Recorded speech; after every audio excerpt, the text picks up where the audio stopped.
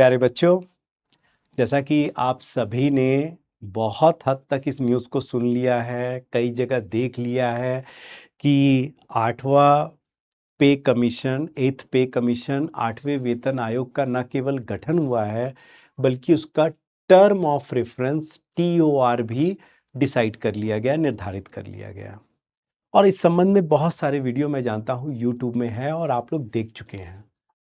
लेकिन इम्पॉर्टेंट ये भी आपको पता होना चाहिए कि करंट अफेयर में क्या इम्पॉर्टेंट है, ठीक है? इसको कैसे पढ़ेंगे, यूपीएससी के लिए हमें कितना पढ़ना चाहिए। बहुत सारे न्यूज़ है जो आपको कई जगह मिल जाएंगे, लेकिन कैसे पढ़ना है वो आपको पता होना चाहिए। कितना इम्पॉर्टेंट है, किन बातों पर आपको ध्यान रखना है, ठीक है? अब इस संबंध में क्या आपको समझना है, इंपॉर्टेंट बात याद रखना है, दिस इज वेरी इंपॉर्टेंट जो मैं आपको बताने जा रहा हूं। प्लीज इसको अच्छे से समझिए, हर एग्जाम में ये काम आएगा आपके। अगर मैं बात करूं वेतन आयोग के बारे में, जैसा कि 8वां वेतन आयोग हमें समझ में आ गया कि 8वां वेतन आयोग का भी गठन हुआ है, लेकिन इतना याद रखिएगा, दिस इज पहला इंपॉर्टेंट पॉइंट दिमाग में बैठाइए आप। पहला इंपॉर्टेंट पॉइंट कि 8वां जो वेतन आयोग है, 8वां वेतन आयोग, ठीक है ना, इसके बारे में अगर बात करें तो सबसे पहला बात तो ये दिमाग में बैठाइए कि 8वें वेतन आयोग का जो गठन है ये जनवरी 2025 में ही कर दिया गया था। 1 जनवरी 2025 में इसका गठन हो गया था, जनवरी 2025 में, ठीक है? जनवरी 2025 में इसका गठन हो गया था। और अभी जो है, आप 2 दिन पहले जो न्यूज़ पढ़ रहे हैं वो ये है कि सरकार ने इसके गठन की मंजूरी तो दे दी है, साथ ही सरकार ने इसके टर्म ऑफ रेफरेंस को, टर्म और रेफरेंस जिसमें फिटमेंट फैक्टर भी इंपॉर्टेंट है, उसको सरकार ने निर्धारित कर लिया है। इनको 18 महीने के अंदर, 18 महीने के अंदर अपना क्या करना होगा, अपना सलाह देना होगा, रिपोर्ट देना होगा, और जिसके आधार पर सरकार क्या करेगी, जो केंद्रीय कर्मचारी है और जो पेंशन भोगी हैं, जो पेंशन लेने वाले लोग हैं, उनके पेंशन को रिवाइज करेगी और केंद्रीय कर्मचारियों के वेतन और वेतन भत्तों को रिवाइज करेगी। आपको जानकर आश्चर्य होगा कि भारत में लगभग अभी वर्तमान में 5 मिलियन, मतलब 5 मिलियन का मतलब 50 लाख, 50 लाख याद रखिएगा, लगभग केंद्रीय कर्मचारी है। और अगर हम बात करें पेंशन भोगी, जो पेंशन वाले लोग हैं, पेंशन, वो कितने हैं? 6.8 मिलियन है। 6.8 मिलियन यानी 68 लाख। 68 लाख लोग जो हैं ये पेंशन भोगी हैं, जो सरकार से क्या प्राप्त करते हैं? पेंशन प्राप्त करते हैं, ठीक है? डन, क्लियर एकदम कुछ पॉइंट?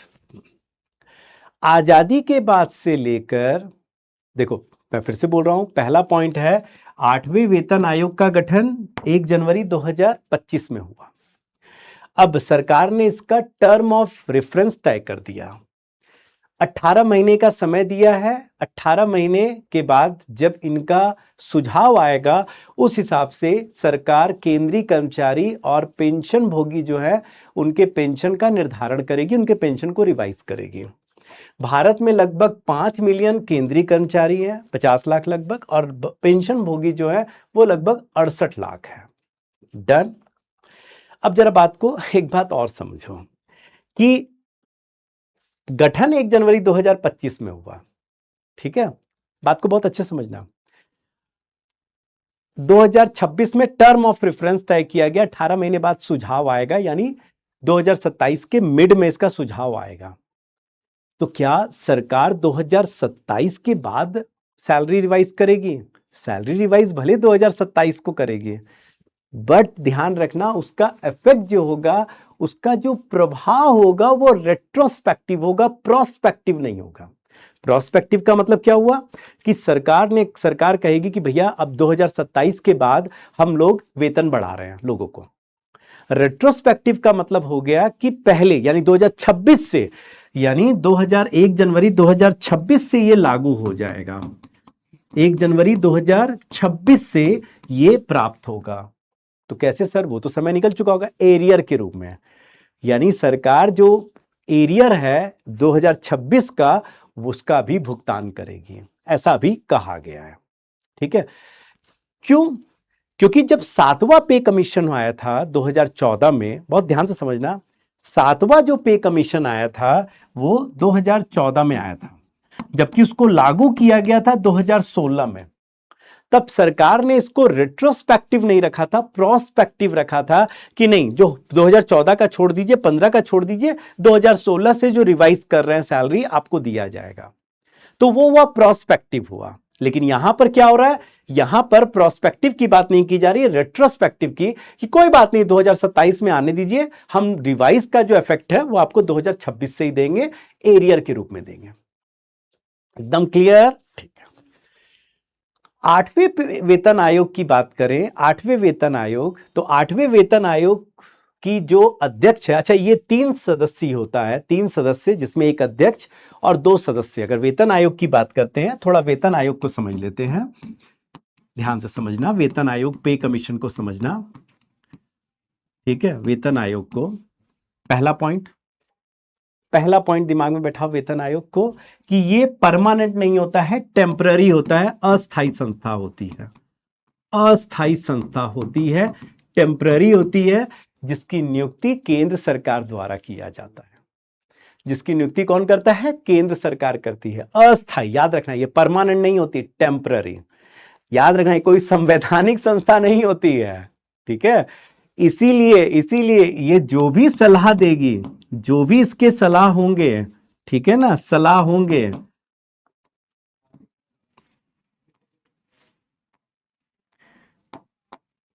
जो इसके क्या होंगे, सलाह होंगे, याद रखना वो सरकार पर बाध्यकारी नहीं होती है, बाध्यकारी नहीं होती है, याद रखना। कन्वेंशन यही है, अभी तक यही होता है कि जो भी ये सलाह सरकार को देती है, सरकार उसको मान लेती है, केंद्र और राज्य सरकार। सर राज्य सरकार कैसे? सामान्य तौर पर केंद्र सरकार मानती है, लेकिन राज्य सरकार जो है वो भी अपने कर्मचारियों के वेतन और पेंशन जो है वो इसी वेतन आयोग के अनुसार ही निर्धारित करती है। इसीलिए इसका इफेक्ट केंद्र और राज्य दोनों पर पड़ता है। ठीक है, तो पहला बात है बाध्यकारी नहीं है, ठीक है, सलाहकारी संस्था है। फिर इसका गठन 10 वर्ष के लिए, 10 वर्ष बाद होता है। ठीक है, जो रूल है, जो कन्वेंशन है, वो ये है, परंपरा, कि हर 10 वर्ष बाद पे कमीशन वेतन आयोग का गठन होता है। ऐसा नहीं है कि हमेशा ही 10 साल में ही होता, कभी 8 साल में ही हो जाता है, कभी 10 साल के बाद भी हुआ है। ठीक है, नहीं तो देखा जाए भारत में पहला पे कमीशन जो गठन हुआ था 1946-47 में हुआ था। ठीक है, जिसके अध्यक्ष थे, याद रखना, श्रीनिवास वर्धाचार्य, श्रीनिवास वर्धाचार्य।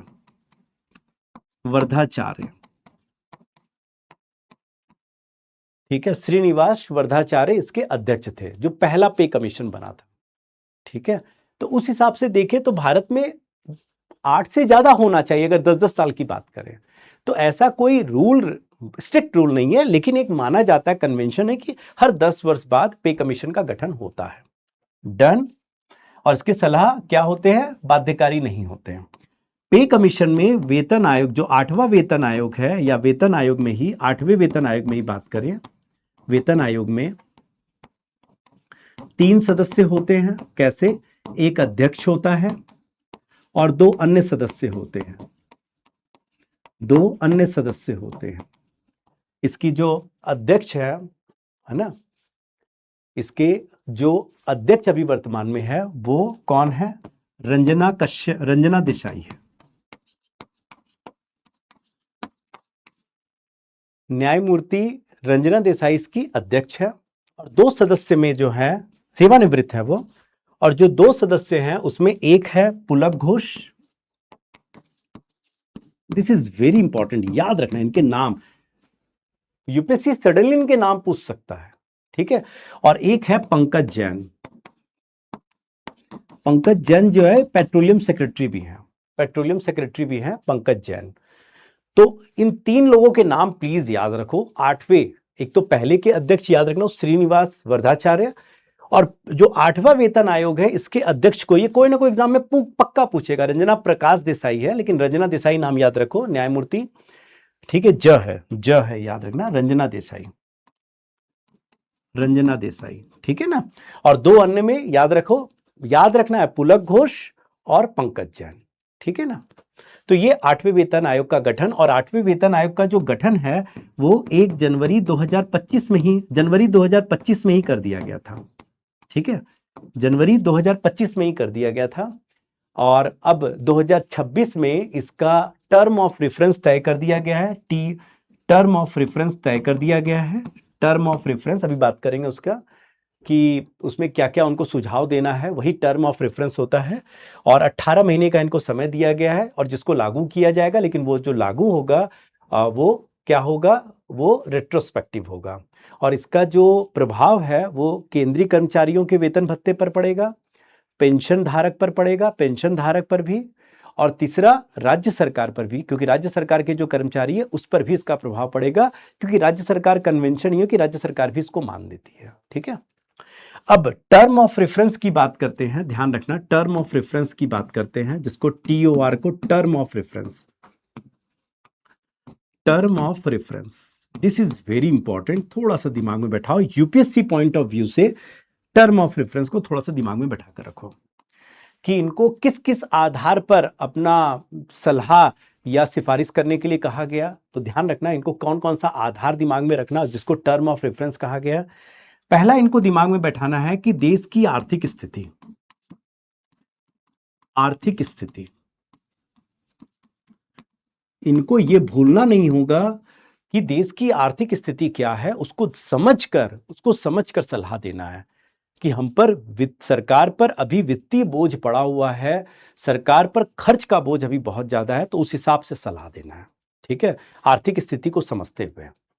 दूसरी बात इनको ध्यान में रखना है फिस्कल प्रूडेंस को, यानी वित्तीय राजकोषीय विवेकशीलता, फिस्कल प्रूडेंस, मैं पहले इंग्लिश में लिख दे रहा हूं, फिस्कल प्रूडेंस, ये शब्द याद रखना, यानी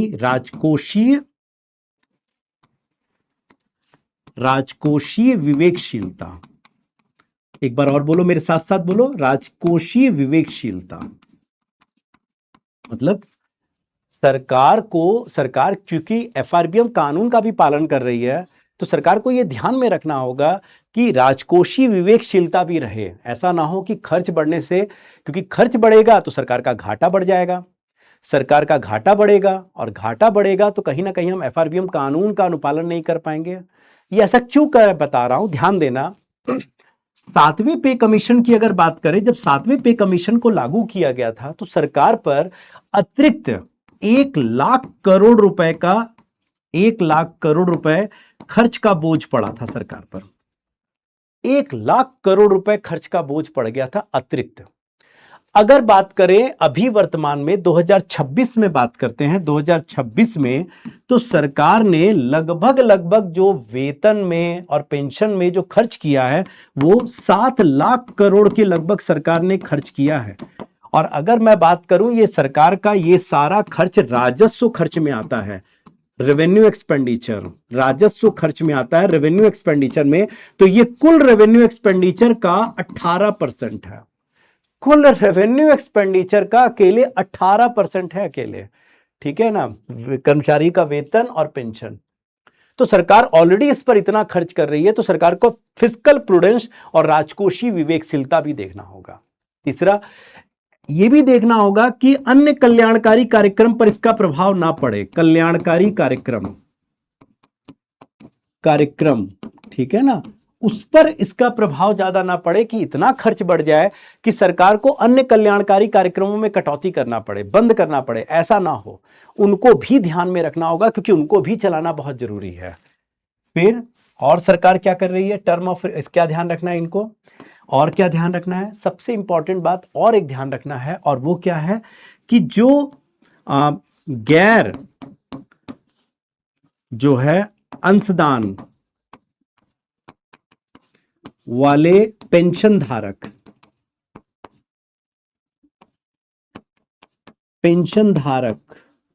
उनके लागत को भी ध्यान में रखना है। अब ये गैर अंशदान वाले पेंशन धारक क्या है सर, समझना बहुत ध्यान से। एक्चुअली पहले ओल्ड पेंशन स्कीम था जिसको डिफाइंड बेनिफिट प्लान से चलाया जाता था, यानी वहां सेवानिवृत्त होने के बाद सरकार सीधे पेंशन देती थी। फिर न्यू पेंशन स्कीम आया 2004 से, जहां सरकार ने कहा कि भाई अब आपको कंट्रीब्यूशन देना पड़ेगा, अंशदान देना होगा, उसी से आपको हम पेंशन देंगे।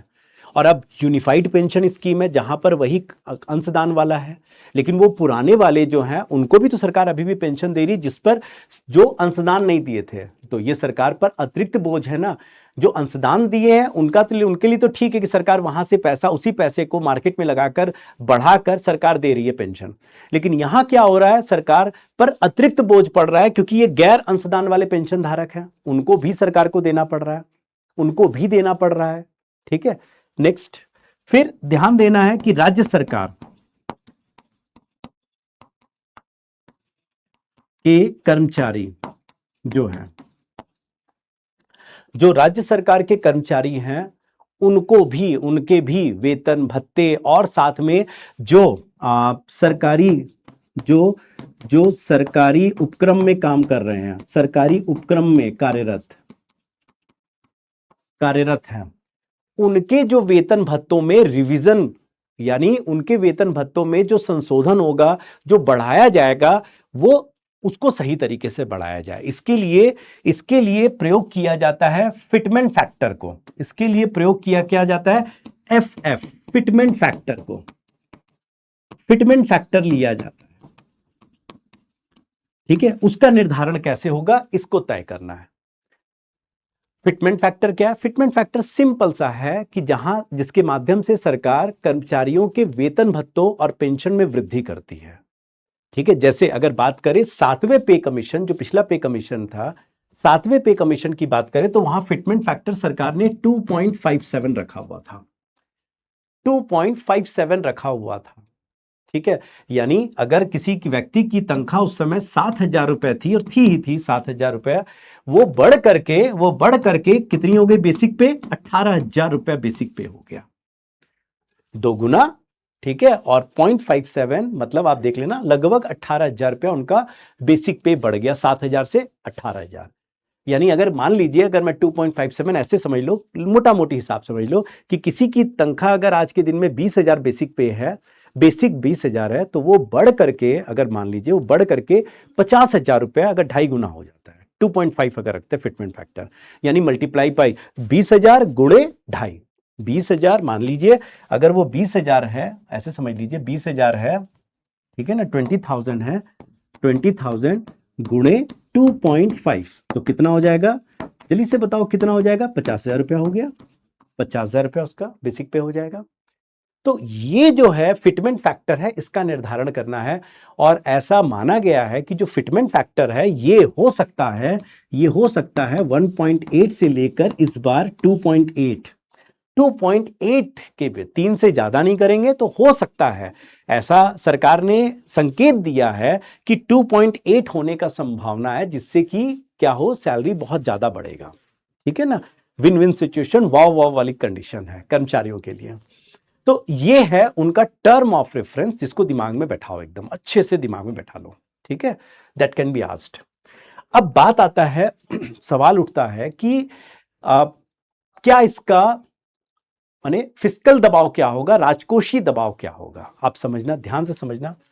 अगर देखा जाए कि ये जो है सरकार का वेतन भत्ते हैं, वेतन भत्ते की बात करें, ठीक है ना, और अगर बात करें पेंशन की बात करें, केंद्र की बात करें या राज्य सरकार की बात करें, तो याद रखना सरकार के बजट में सरकार 2 प्रकार का खर्च करती है, एक राजस्व खर्च और दूसरा पूंजीगत खर्च, कैपिटल एक्सपेंडिचर, रेवेन्यू एक्सपेंडिचर और कैपिटल एक्सपेंडिचर, कैपेक्स जिसको कहते हैं, कैपिटल एक्सपेंडिचर।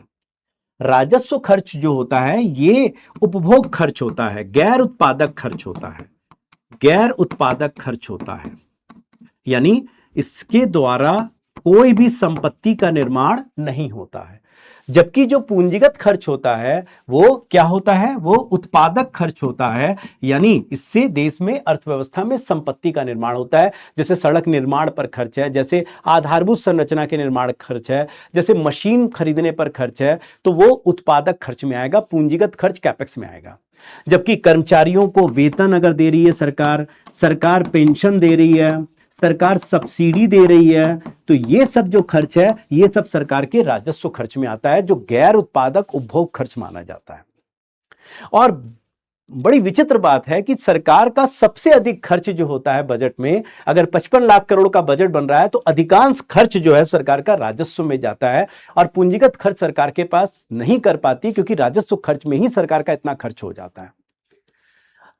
अब बजट का स्वर्णिम नियम, अगर हम बात करते हैं गोल्डन रूल ऑफ बजट, जरा ध्यान देना, गोल्डन रूल ऑफ बजट।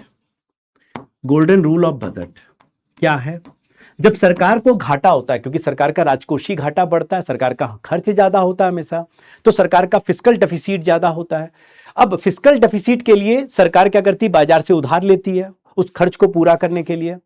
तो गोल्डन रूल ऑफ बजट क्या कहता है, स्वर्णिम नियम क्या कहता है बजट का, कि सरकार को पहला बात है उधार से बचना चाहिए, उधार से बचना चाहिए, अपने खर्च को नियंत्रित करना चाहिए, फिस्कल प्रूडेंस का पालन करना चाहिए, राजकोषीय विवेक का, वहीं ज्यादा खर्च करना चाहिए जहां आवश्यकता, अन्यथा खर्च से बचना चाहिए।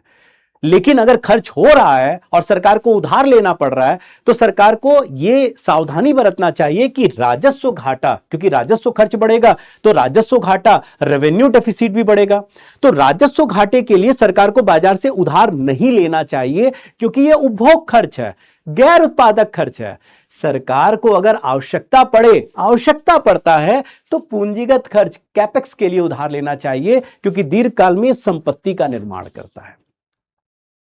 इसीलिए सरकार को अपने राजस्व खर्च बढ़ाने से बचना चाहिए, और यही कारण है कि सरकार एफआरबीएम कानून का पालन करके कहीं ना कहीं अपने राजस्व घाटे को कम करने का, अपने रेवेन्यू एक्सपेंडिचर को कम करने का प्रयास करती है, ताकि तभी सरकार फिस्कल प्रूडेंस का पालन करती है, राजकोषीय विवेक का पालन करती है। अब इससे क्या होगा? इससे दबाव बढ़ेगा। ये अगर सरकार 8वें पे कमीशन में अगर मान लीजिए फिटमेंट फैक्टर 2.8 होगा, तो सरकार पर अतिरिक्त दबाव बहुत ज्यादा आएगा खर्च का, वो भी राजस्व खर्च का, और इससे न केवल सरकार का राजस्व घाटा बढ़ेगा, रेवेन्यू डेफिसिट बढ़ेगा, बल्कि सरकार का फिस्कल डेफिसिट भी बढ़ेगा और बाजार उधारी भी बढ़ेगा, अब जरा समझिए कि एफआरबीएम कानून के जो संशोधन करने के लिए समिति गठन की थी, जिसके अध्यक्ष थे एनके सिंह समिति, जो 15वें वित्त आयोग के अध्यक्ष थे, अब तो 16वें वित्त आयोग का गठन हो गया।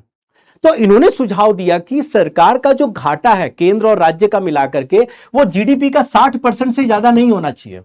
लेकिन आज सरकार का उधार जो है, मानते कोरोना महामारी से बहुत ज्यादा बढ़ गया था, और यह उधार अब भी देखा जाए तो 80% से ज्यादा है, 85% के लगभग है। तो अगर सरकार इसको लागू करती है तो सरकार पर खर्च का दबाव बढ़ेगा, सरकार का घाटा बढ़ेगा, सरकार का बाजार उधारी बढ़ेगा, और बाजार उधारी बढ़ना बहुत अच्छा नहीं है, क्योंकि यहां दो बड़ी समस्या खड़ी होगी। एक बड़ी समस्या क्या खड़ी होगी? सरकार का क्रेडिट रेटिंग, देश का जो क्रेडिट रेटिंग है वो कम होगा, उस पर प्रभाव पड़ेगा। जो सॉवरेन क्रेडिट रेटिंग है, जो मूडीज सॉवरेन क्रेडिट रेटिंग की बात करते हैं, जो मूडीज, एस&पी पुअर द्वारा दिया जाता है, फिच द्वारा दिया जाता है, एक उस पर प्रभाव। दूसरा सबसे बड़ी बात है, हो सकता है कि ये ऋण जाल की स्थिति खड़ी कर सकता है, यानी सरकार को जहां उधार का ब्याज चुकाने के लिए भी उधार लेना पड़े, तो ये डेट ट्रैप वाली भी स्थिति हो सकती है। और एक तीसरा कंडीशन, क्राउडिंग आउट की स्थिति खड़ी हो सकती है। क्राउडिंग आउट का मतलब है जब सरकार बहुत ज्यादा बाजार से उधार लेती है और अपने सिक्योरिटीज या प्रतिभूति जारी करती है, तो लोगों का निवेश भी उसी में होता है। इससे निजी क्षेत्र, प्राइवेट सेक्टर के लिए बाजार से फंड उठाना मुश्किल हो जाता है, और ज्यादा ब्याज में उनको अन्य स्रोतों से उधार लेना पड़ जाता है। समझ में आ रहा है? तो इसीलिए सरकार को, इसीलिए इन टर्म ऑफ रेफरेंस में फिस्कल प्रूडेंस का भी बात किया गया है कि आप फिस्कल प्रूडेंस को भी ध्यान में रखेंगे। ठीक है, तो ये तो रहा इसके बारे में डिस्कशन। अच्छे से समझिएगा, अच्छे से इसको रिवाइज कीजिएगा, और एक बार एक काम करते हैं, फटाफट 1 मिनट के अंदर इसको फटाफट रिवाइज कर लेते हैं। चलिए फटाफट रिवाइज कर लेते हैं। क्या हमने पढ़ा? नंबर 1 हमने पढ़ा वेतन आयोग। वेतन आयोग क्या है? एक टेम्पररी बॉडी है, सरकार गठन करती है। इसकी अनुशंसा जो होती है, सिफारिश, ये बाध्यकारी नहीं होते सरकार पर। और सबसे बड़ी बात है, 10 वर्ष, लगभग 10 वर्ष में इसका गठन किया जाता है, जो कन्वेंशन है। पहला वेतन आयोग जो गठन किया गया था 1946-47 में, उसके अध्यक्ष कौन थे?